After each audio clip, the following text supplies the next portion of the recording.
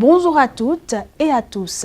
Votre émission Entretien du jour reçoit comme invité l'artiste béninois Patrick Rufino qui s'adonne depuis quelques années à la musique.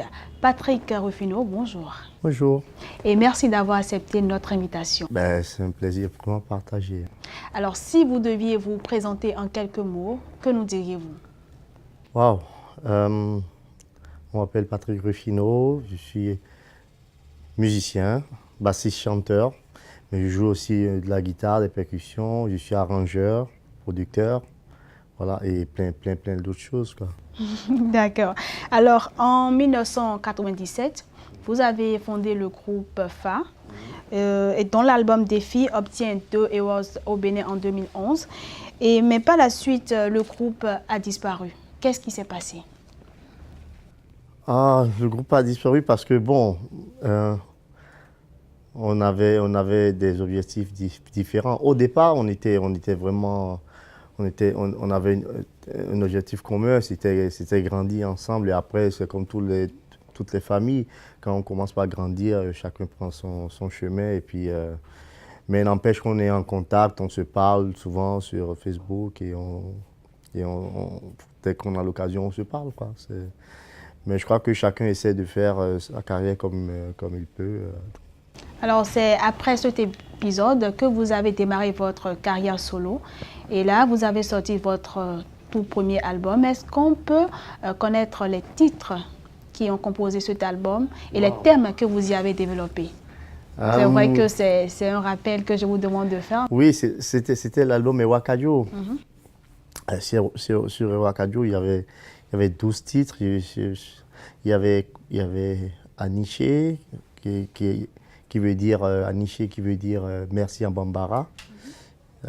Sur cet album, j'avais composé beaucoup de chansons qui parlaient de mon père, du décès de mon père, en fait, parce que mon père est décédé en 99, et donc j'avais composé beaucoup de chansons, donc c'était la fin du groupe FA. En même temps, il y avait toujours le groupe FA. Je crois que le groupe FA a eu des awards en 2001. Oui, 2001. Et donc, ça parle beaucoup d'amertume, de souffrance, parce qu'on a perdu un être cher. Il y a Aniché, il y avait Lemiawe, qui parlait de la souffrance de mes frangins. Il faudrait qu'on soit sur... Oui, Lemiawe, c'est en Mina. Il y avait Ewakadio, qui voulait dire allons danser. Il y avait Alafia, qui parlait de paix. Mais Alafia, qui parlait de paix dans les foyers, hein, surtout. Je disais dans cette chanson, vous qui aimez, les maris qui aiment battre leurs femmes, vraiment, il faudrait que vous réfléchissiez à ne pas commettre, avant de commettre ces genres d'actes devant les enfants. Voilà, c'est pas une bonne éducation pour les enfants. Bon, il y avait plein de chansons. Je me rappelle plus toutes les chansons. Africato. Je crois que cette chanson retrace encore ce qui se passe en Afrique jusqu'à aujourd'hui, quoi. Je dis, c'est compte tenu de nos comportements en tant qu'Africains que l'Afrique réussira. Qu'on arrête de nous vanter, de se vanter alors que à côté on ne faut. Bon, je dirais pas qu'on ne faut rien. Il y en a qui travaillent. Mais il y en a qui sont là pour empêcher ceux qui travaillent d'avancer. Et on dit souvent, dès que tu tires la chemise de quelqu'un par derrière pour qu'il n'avance pas, toi non plus tu n'avances pas. Donc c'est ce qui nous arrive en Afrique généralement. Alors je vais vous demander de nous fredonner l'un des morceaux qui a eu plus de succès sur cet album. Plusieurs. Ben, le morceau qui a eu plus de succès, c'est Ewakadio, c'était le titre de l'album. Oya, Ewakadio, Ewakadio. C'est juste le refrain, ça va. Alors, en 2006, Patrick Rufino vous faites partie des 3 finalistes du prix découverte RFI. Relatez-nous un peu cette expérience. Mais à l'époque, comme l'a dit Claudie Siard, le plus important et le plus difficile était de venir jusqu'en finale. Parce que c'était des finales où on faisait vraiment de la compétition en live. Et ça s'est passé au Cameroun, ça s'était très bien passé. Je crois que j'avais fini deuxième de cette histoire. Mais C'était très serré parce que, comme l'a dit Bello qui avait gagné, il me disait il n'y a pas eu un gagnant sur ça, il y a eu 3 gagnants parce que.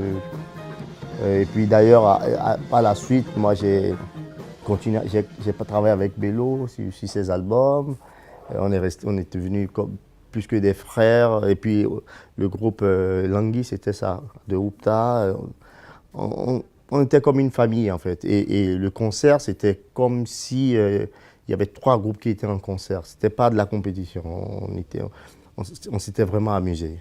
Vous vous êtes fait plaisir? Ah oui, on s'est fait plaisir. On s'était vraiment fait plaisir, que ce soit avec les gens de RFI, que ce soit avec les jurys, que ce soit avec les artistes qui étaient là, les groupes qui étaient dans la finale. Moi, je me rappelle quand j'avais fini de jouer, tout de suite dans les loges, j'étais venu, Grâce Deka, Dora Deka, tout le monde était venu me voir parce que, voilà, c'était une bonne ambiance. Très, très, très, très belle expérience. D'accord. Alors, Patrick Rufino, vous faites quel genre de musique? Quel est votre style musical? Ben, mon style musical, je dirais que simplement que c'est de la musique agréable à écouter et à danser. Voilà. Donc, toutes les couches peuvent se retrouver dans ce que vous faites alors? Ben, pour moi, une musique doit servir à ça avant tout. C'est-à-dire, on ne fait pas la musique seulement pour soi, on fait la musique pour que tout le monde soit content. Et quand tu fais ça, ça devient un style universel, quoi. Alors, vous avez eu à collaborer avec plusieurs artistes, notamment Stan Toron, King Messon. Est-ce qu'on peut dire que votre style musical a été quelque peu influencé par ces personnes-là? Pas les plus anciens, oui. King Messon, j'ai travaillé sur ses albums après. Et il fait partie de ma génération, donc il ne m'a pas influencé. Mais par contre, oui, les grands m'ont influencé. Hein. Sagbo Randanialo, on n'en parle plus. Stan Toron, Nel Oliver, Angélique Kidjo, et bien d'autres, Adjahoui, les orchestres du Nord, Maman Franco, Alidou. Moi, j'ai écouté de tout. Et ça, ceci grâce à mon père, à ma mère et à ma grand-mère qui était du Ghana. Donc très tôt, on a connu dans ma famille, quand j'étais déjà gamin, on nous a habitués à écouter certaines musiques que les gens n'avaient pas l'habitude d'écouter ici. Moi, je connaissais déjà tout gamin, Salif Keita, je connaissais les Rai Band, je connaissais les Super Étoiles de Dakar, je connaissais les groupes du Ghana, je connaissais déjà Polyrythmo, je connaissais déjà Blas Santiago, je connaissais déjà les orchestres du Nigeria, je connaissais déjà Fela Kuti. En fait, les grands. Oui, je connaissais déjà Ramblès du Ghana, je connaissais déjà Aragon de Cuba, des groupes de partout, partout aux États-Unis, les Louis Armstrong, les Duke Ellington, tout le monde. À mon père, on nous a fait écouter tout et en même temps, on pouvait passer de ça à Adjahoui, quoi. Et puis sans problème. Alors, vous vous apprêtez maintenant à faire sortir votre nouvel album en 2017. Alors, parlez-nous un peu de cet album. Wow, cet album, on a mis du... Bon, il y a eu d'autres albums en temps, mais celui-là particulièrement a quelque chose de spécial. Parce que c'est un album qu'on a enregistré à 4 avec mes musiciens, l'équipe avec laquelle je tourne depuis quelques temps. Il y a des musiciens qui sont avec moi depuis 15 ans qui sont là-dedans, 10 ans qui sont là-dedans. Et on a travaillé surtout le son pour cet album. On a travaillé le son pendant longtemps, pendant des années. On a voulu rechercher un son à l'ancienne, mais un peu moderne, avec pas beaucoup de monde, et pour que ça sonne, et que la voix prenne sa place dans le... Ça a été du travail, surtout... Je rendrai toujours grâce à mes musiciens parce qu'ils ont été vraiment magiques avec ça. D'accord. Alors, je suppose que Patrick Rufino, ce n'est pas que la musique. Dans la vie de tous les jours, qui est-il? Est-ce qu'il est marié? Dites-nous tous célibataires. Bon. Non, Patrick Rufino n'est pas marié. il est célibataire. Donc, un cœur à prendre. Oh, oui. Je ne sais pas si c'est... Bon, pour l'instant, en tout cas, c'est comme ça. Et puis, dans la vie de tous les jours, je travaille avec plusieurs artistes. Dans mon studio,